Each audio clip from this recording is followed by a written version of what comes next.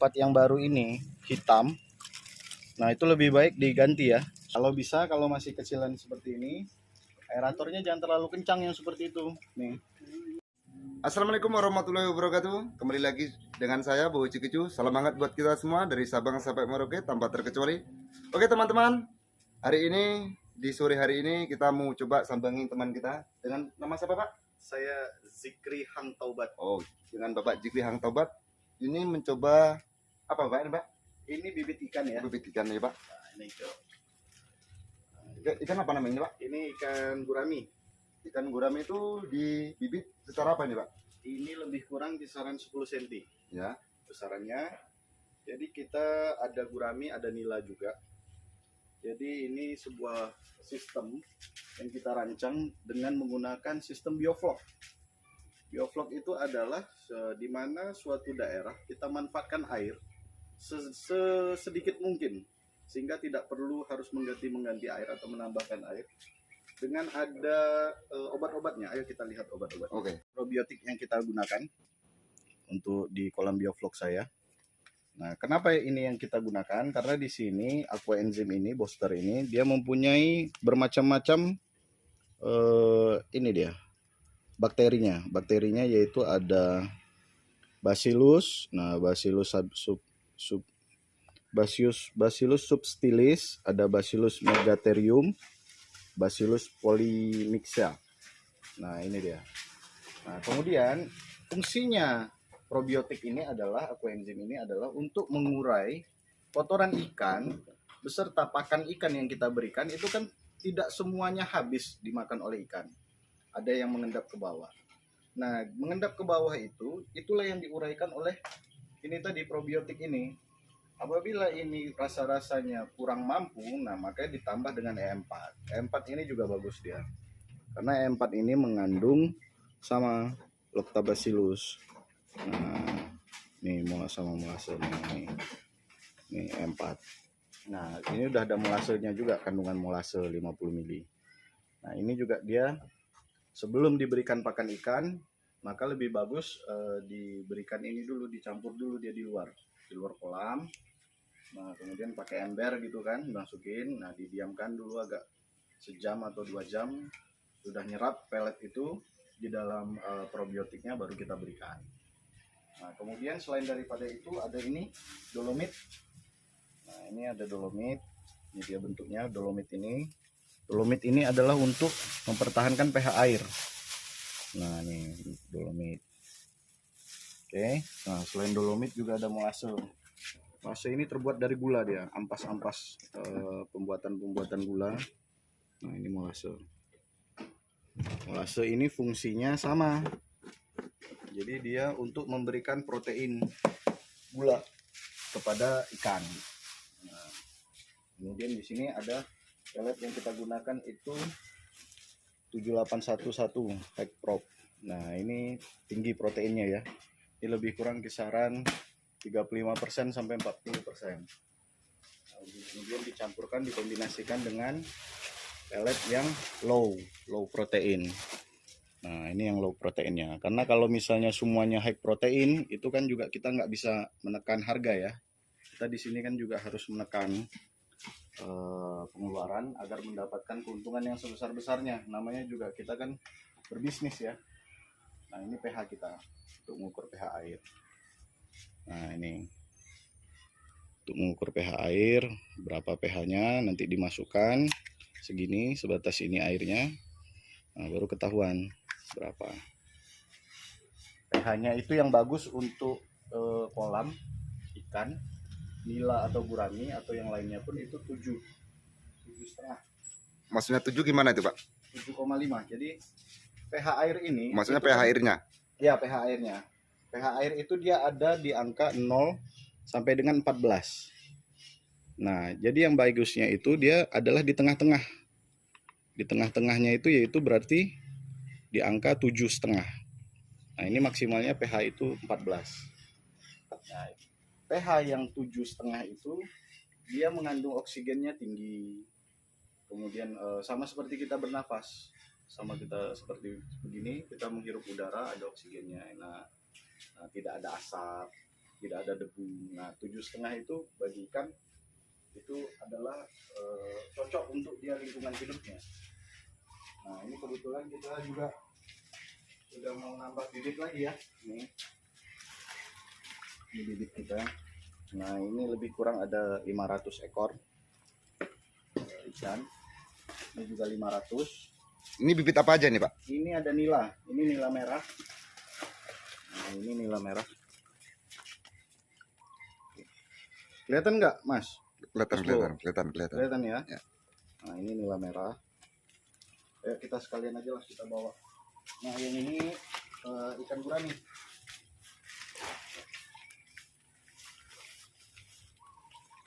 Nah, inilah dia kolam kita.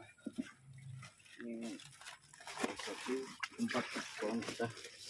Ini kemarin baru selesai panen ini Mas Bo. Ini lebih kurang bisa menampung 1.500 ekor karena ukuran kolam saya itu 3x3 dengan ketinggian lebih kurang 80 cm. Jadi 9x7 ke 9x8 itu kan 7,2 kubik. 1 kubik itu bisa menampung 250 ekor. Kita anggap aja 200. 7x2 kan 1.400. Ya, jadi satu kolam ini bisa menampung 1.400 ekor. Nah, itulah kelebihannya bioflok. Dalam sekali panen berapa kilo nih Pak? Kita kejar satu ending 4. Jadi tadi 1.400 dibagi aja 4. Nah, jadi bisa sampai 3.500 sekian kilo lah. 300, hampir 3,5 ton berarti kan. Nah, ini karena dia udah baru selesai panen, kita bersihkan. Nah, nanti ini namanya adalah aerator. Nah, itu. Ini dia mengeluarkan gelembung udara. Nah, ini nanti dikelilingin kalau udah mulai running. Nah, ini karena masih pembersihan, masih mengulang biar tidak ada, biar ngisi lagi. Nah, ini ditaruhnya. Nah, jadi sebelum menaruh bibit jangan langsung dilepaskan, dibuka. Itu Biar fungsinya aja untuk kita apa tuh Pak? apungkan dulu. Fungsinya tuh apa itu Pak? Nah, ini adalah fungsinya untuk menyamakan antara udara yang di dalam sini dengan udara yang air yang ada di sini, suhunya disamakan dia. Karena kan kita mungkin dari mana-mana ini, kecuali perjalanannya sebentar ya. Nah, kalau perjalanannya sebentar nggak apa-apa, langsung dibuka. Ini tadi kan perjalanan kita jauh, nah, jadi langsung diapungkan dulu sebentar. Nah, begitu. Nah, kemudian di sini, nah ini baru selesai panen juga ini. Ini kolam ini ada 3 kolam ini baru selesai panen. Nah, jadi ini juga masih diraningkan lagi ulang. Nah, ini lebih kurangnya. Nah, ini juga kita lagi pengisian air. Nah, yang ini indukan nih Mas. Yang mana Pak? Ini indukan ikan nila. Udah sebesar-besar. Ya, jadi kalau bisa kita beli bibitnya sekali. Nah, ini kan saya baru 2 kali lah beli bibit. Jadi saya sisakan yang untuk indukan sedikit. Lebih kurang kisaran 10 ekor.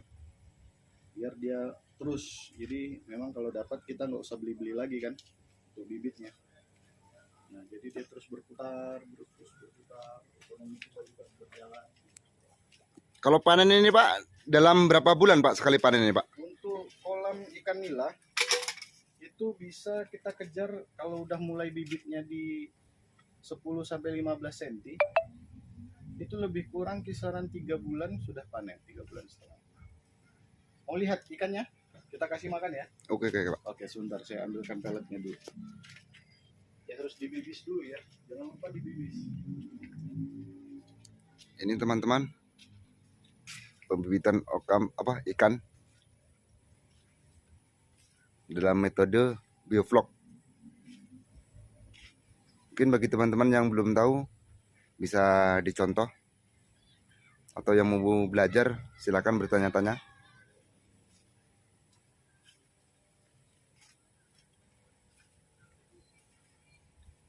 Kalau yang ini indukan ya, katanya untuk indukan, tapi udah lumayan besar-besar itu teman-teman.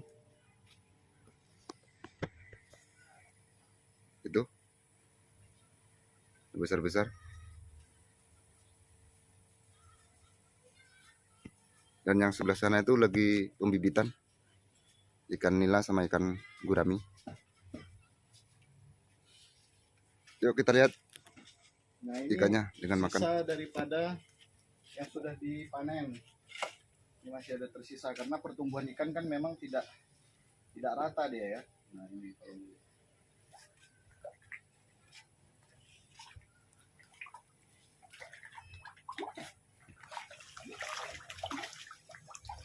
Ini kira-kira besarnya seberapa ini, Pak?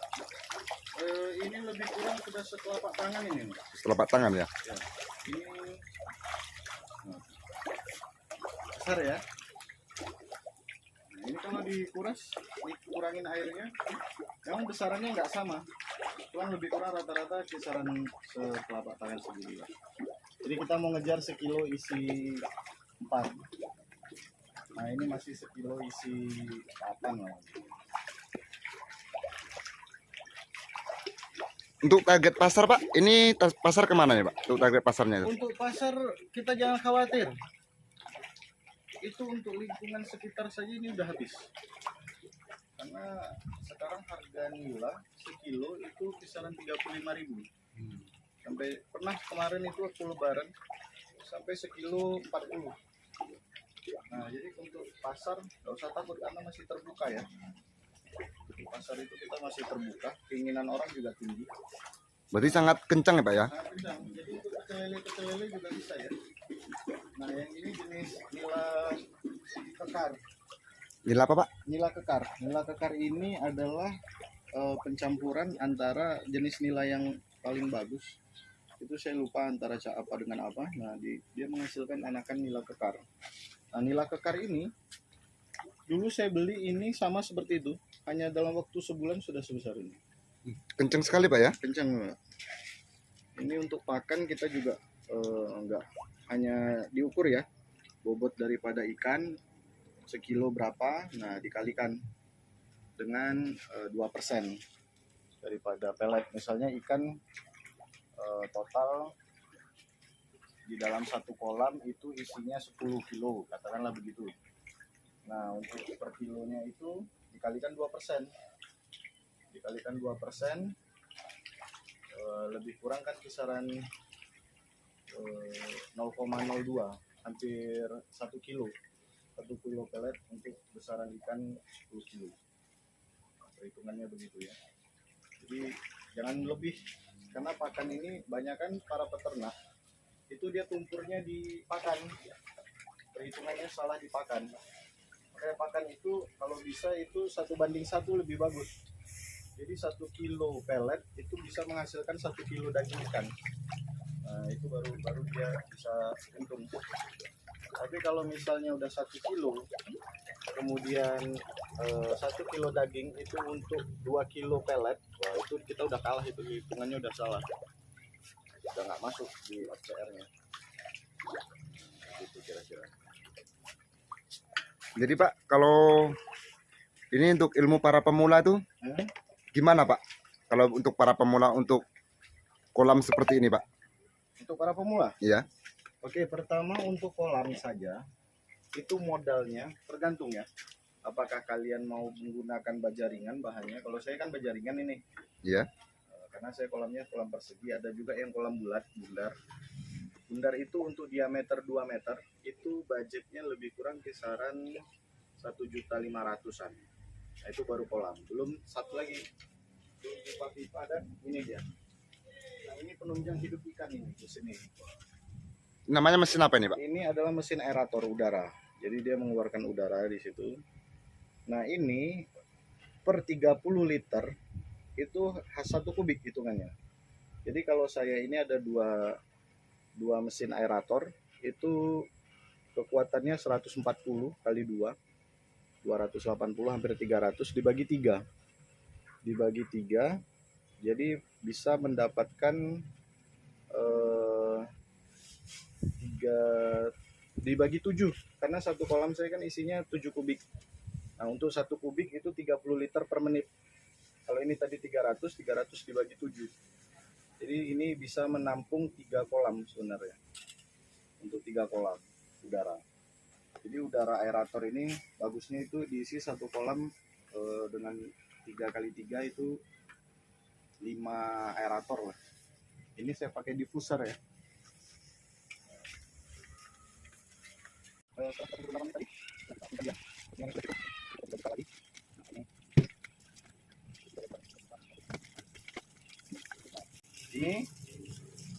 Ini kalau misalnya air di dalam tempat yang baru ini hitam, nah itu lebih baik diganti ya semuanya.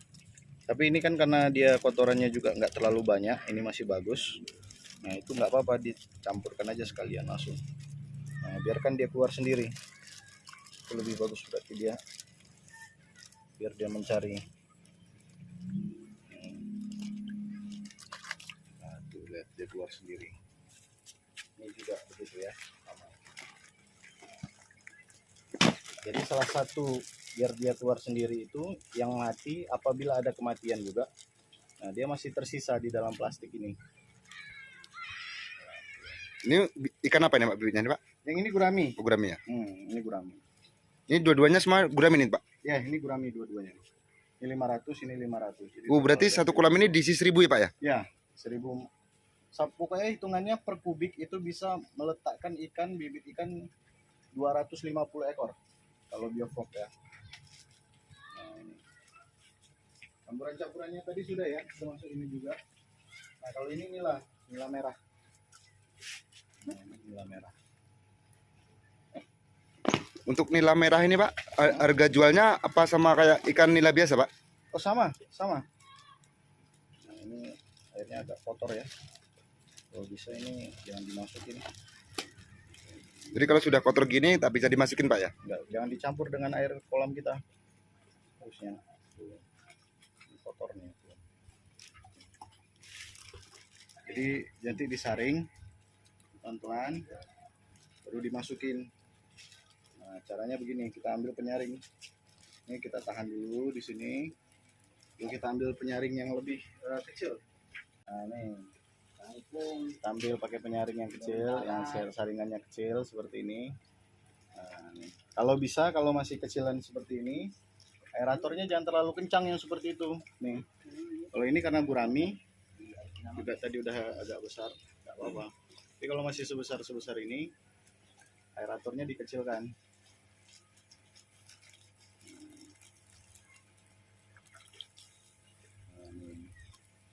Juga bisa melihat apakah ikan itu ada yang sakit, apakah ada yang berjamur.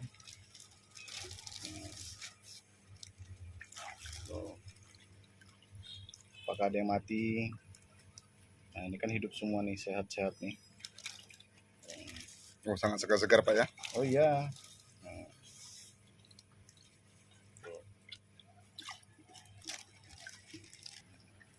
1000 ekor semuanya hidup.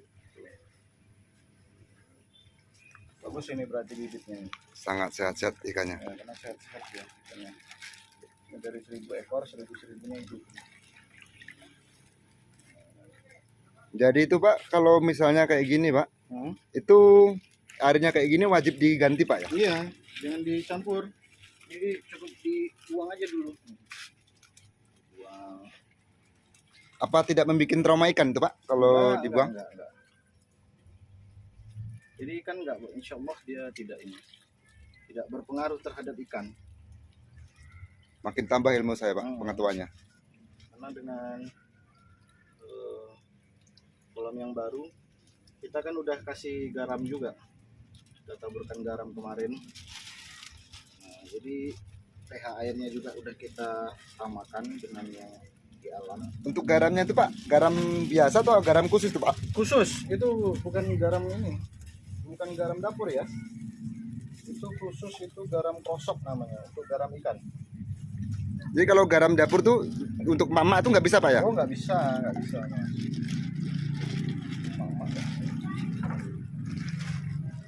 Mama itu biasanya bikin sambal itu ya. Oh bikin sambal. Untuk ikan yang udah masak Pak ya? Ya, itu baru. Kalau ini ikannya kan masih mati ya. Masih mati masih hidup Pak? Oh iya, maksudnya masih kecil ya. masih kecil jadi jangan. Kalau untuk ikannya yang kita lihat gurami lagi ya. Guraminya tuh udah keluar semua nih. Udah sebagian udah banyak keluar nih, Pak. Ya, dia udah keluar sendiri. Nah, ini juga bagus ya bibitnya, nggak ada yang mati. Ini gurami.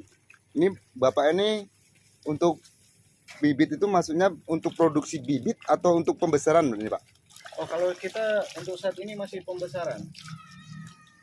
Masih pembesaran, jadi kita beli bibit dari luar sementara dibesarkan di sini, nanti baru dijual.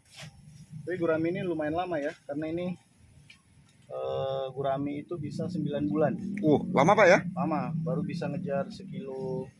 Kalau setahun itu sekilo 2, kalau 9 bulan ya paling sekilo 4. Nah, gurami ini agak lama.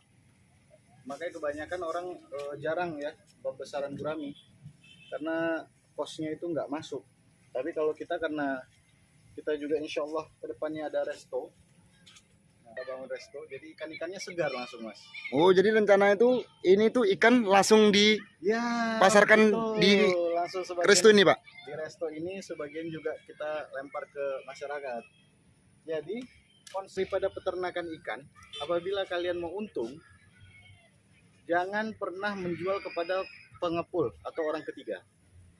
Biasakan langsung dari orang pertama langsung ke orang 2, atau dari kita sebagai peternak langsung ke konsumen.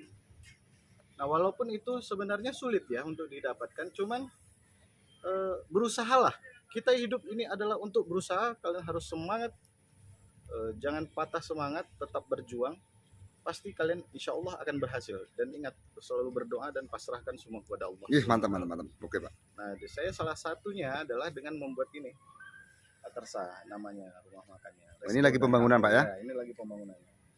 Nah, jadi dari kolam ini langsung diproses, goreng, gulai, apa segala macam semua. Jadi ikannya betul-betul seger, Pak ya? Dan segar. terjamin gizinya, Pak ya? Juga ada nilai tambahnya, Mas.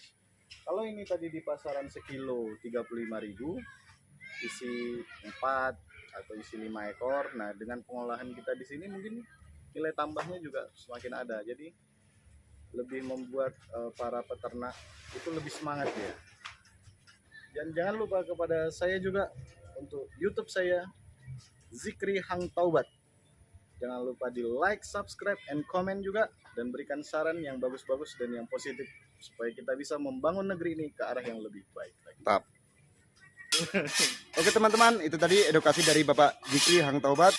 Semoga kalian ikut mendapatkan ilmu yang bermanfaat dari Bapak Zikri. Amin, amin. Oke, salamnya apa, Pak? Saya Mbak Cikicu dan Bapak Zikri Hang Taubat. Jangan lupa subscribe juga ya. mohon undur diri. Assalamualaikum warahmatullahi wabarakatuh. Assalamualaikum warahmatullahi wabarakatuh.